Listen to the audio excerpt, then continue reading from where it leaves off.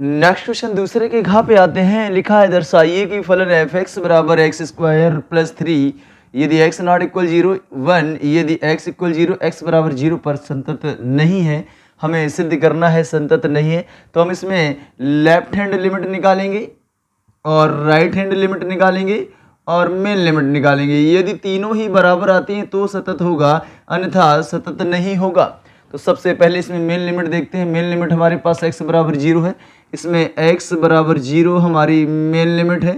तो सबसे पहले हम लेफ्ट हैंड लिमिट निकालते हैं, LHL निकालते हैं। लेफ्ट हैंड लिमिट का फार्मूला होता है, साइड में लिखते हैं, LHL का फार्मूला होता है limit h tends to 0 f main limit minus h, main limit को हमने a नाम दे दिया तो a माइनस h। और RHL का जो फार्मूला होता है वो limit h tends to 0 f main limit plus h यानी a प्लस का h। तो हमें दो चीज़ें निकालनी होती हैं, left hand limit right hand limit. Main limit तो सीधा मान हमारा निकल आता है x बराबर 0 पर 1। तो LHL निकालते हैं, फार्मूला होता है limit h tends to 0 F A minus H. A mean main limit हमारे पास 0 है तो यहाँ रखेंगे 0, लिमिट h टेंड्स टू 0 यहाँ 0 माइनस एच। 0 से कुछ भी अगर घट रहा हो, कुछ भी कम हो रहा हो तो 0 नहीं रहेगा। तो 0 से कुछ घटे, 0 में कुछ जुड़े तो यानी बढ़ रहा होगा तो उस टाइम 0 नहीं रहेगा। ना रहे तो नॉट इक्वल और रहे तो इक्वल में जाएंगे। तो इसमें 0 से कुछ कम हो, माइनस लगा हो, 0 के बाद यदि प्लस लगा हो तो नॉट इक्वल में जाना होगा। और उसके सामने वाले फंक्शन को नोट किया जाए तो हमें पहले f हटाना है, फिर लिमिट हटाना। f हटाने के लिए हमें फंक्शन पे जाना है।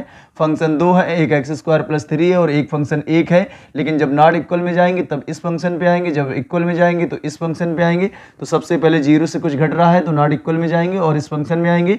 तो लिखा है लिमिट h टेंड्स टू 0, यहाँ जहाँ पर x है वहाँ हम रखेंगे 0 माइनस h। पहले हम f हटा रहे हैं, इस fx का फंक्शन हम इसे नोट कर रहे हैं। x की जगह हम यहाँ लिखेंगे 0 माइनस h का होल स्क्वायर प्लस का 3।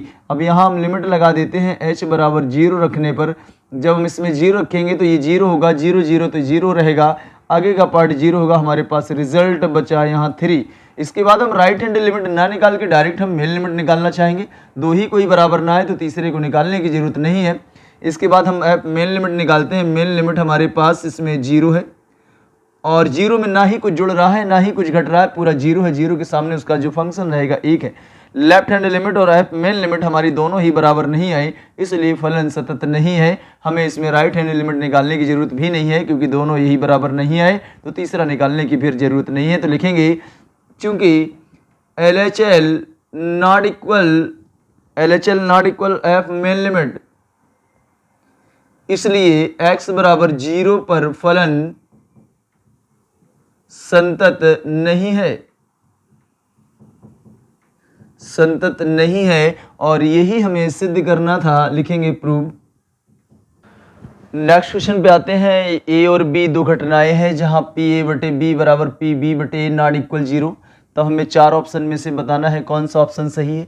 हमें फार्मूला याद रखना है, pa बटे b का जो रिजल्ट होता है वो होता है pa इंटरसेक्शन b, यानी दोनों का इंटरसेक्शन बटे pb। उसी प्रकार pb बटे a का जो रिजल्ट होगा वो होगा p b इंटरसेक्शन a को हम a इंटरसेक्शन b लिखें, आगे पीछे में करने में कोई फर्क नहीं पड़ेगा इंटरसेक्शन, बट यहाँ पे बटे में a रहेगा, यहाँ बटे में। इसके बाद हमें जो दिया है a बटे b बराबर में दिया है pb बटे a, दोनों के रिजल्ट रखे जाएं। pa बटे b का मान दिया है, यहाँ पे फार्मूला होता है pa इंटरसेक्शन b बटे में pb और बराबर में pb बटे a का मान है p a इंटरसेक्शन b और बटे में pa। ऊपर से हमारे दोनों इंटरसेक्शन कैंसिल होंगे, हमारे पास 1 बटे pb बराबर में 1 बटे pa बचा। क्रॉस मल्टीप्लाई करते हैं तो हमारा रिजल्ट आया pa बराबर pb, जो कि हमारा विकल्प नंबर चौथा सही होगा।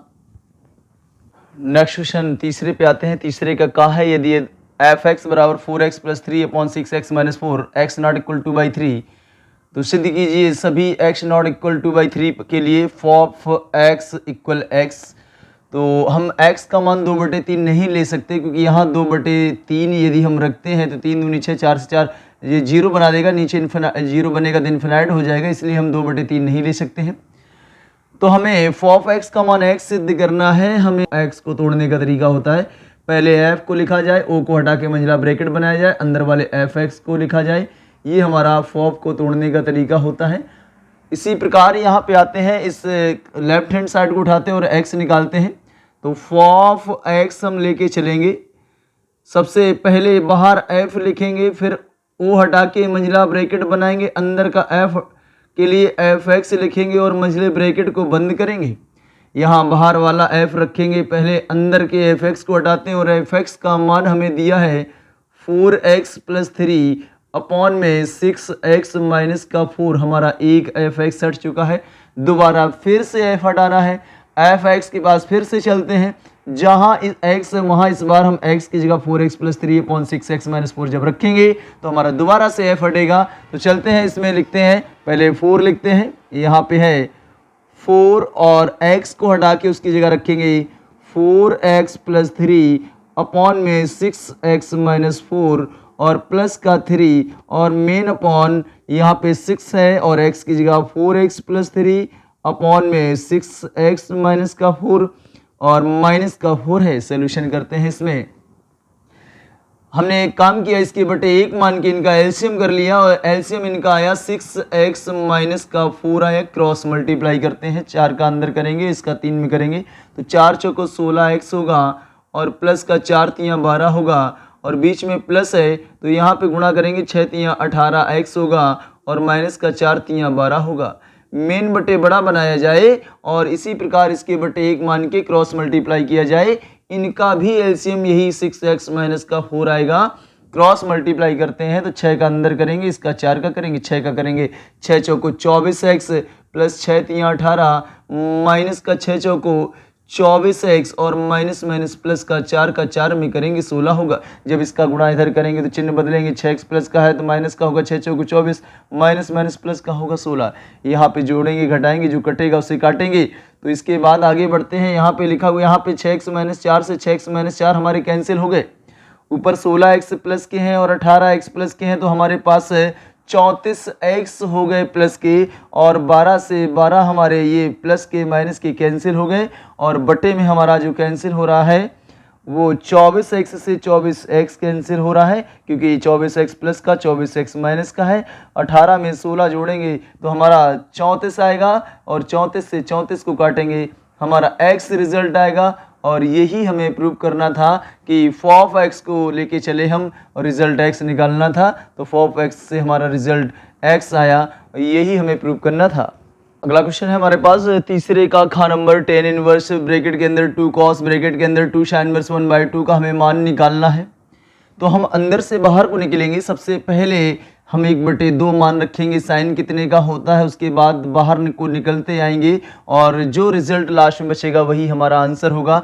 तो हमें आगे दिया है 10 इनवर्स, उसको वैसे ही रखेंगे, फिर ब्रैकेट बनाएंगे, 2 लिखेंगे, कॉस लिखेंगे, फिर एक और ब्रैकेट हमारे पास यहाँ पे है, 2 लिखेंगे, साइन इनवर्स लिखेंगे। 1/2 साइन 30 का मान होता है तो हम इसे साइन 30 लिखेंगे और 30 को लिखा जाता है π/6 और साइन इनवर्स साइन ये दोनों हट जाएंगे तो हमारे पास यहाँ पे बाहर 10 इनवर्स पहले से लिखा हुआ है, ब्रैकेट के अंदर 2 cos लिखा है, ब्रैकेट फिर से है, 2 लिखा है, साइन से साइन हटा, यहाँ हमारे पास π/6 है, ब्रैकेट क्लोज, ये 2 से कटेगा, ये 3 बार में, तो 10 इनवर्स ब्रैकेट के अंदर 2 cos, यहाँ हमारे पास π/3 आएगा। cos π/3 मतलब 60 हुआ, cos 60 का मान रखना है तो 10 इनवर्स लिखा है, 2 पहले से लिखा, cos 60 का मान 1/2 होगा, 2 से 2 कैंसिल हो जाएगा। यहाँ लिखा है 10 इनवर्स, अंदर हमारे पास 1 बचा और 1 होता है 10 45 का मान, इसे हम 10 π/4 लिखेंगे और 10 से 10 को हटा देंगे, रिजल्ट हमारा होगा π/4 और यही हमारा इसका आंसर होगा। नेक्स्ट क्वेश्चन तीसरे का गा है, यदि a बराबर आबी में 10 - 2 - 5 1 है तो a इनवर्स ज्ञात कीजिए। यदि इसका अस्तित्व है तभी हमें इनवर्स निकालना है। अस्तित्व तभी होगा यदि हम इसका मॉड निकालें और 0 ना प्राप्त हो तो अस्तित्व होगा, अगर 0 प्राप्त हो गया तो अस्तित्व नहीं होगा। तो सबसे पहले आबी को हम सार्डिक में बदलते हैं, 10 है, -2 है, -5 है और 1 है। क्रॉस मल्टीप्लाई करते हैं, मोड ऑफ a बराबर 10 का 1 में करेंगे 10 होगा, 1 माइनस हमें लगाना होगा, 2 माइनस है और है 3 माइनस का माइनस, 5 दूनी 10 होगा। यहाँ 10 से 10 कैंसिल हुआ, मॉड ए का मान 0 आया। लिखेंगे चूंकि मॉड ए का मान रिजल्ट 0 आया इसलिए अस्तित्वहीन है, इसलिए ए इनवर्स ज्ञात करना संभव नहीं है। लिख देंगे इसलिए इसका अस्तित्व नहीं है, इसलिए इसका अस्तित्व नहीं है, अतः ए इनवर्स ज्ञात नहीं किया जा सकता है, अतः ए इनवर्स ज्ञात नहीं किया जा सकता है, नहीं किया जा सकता है।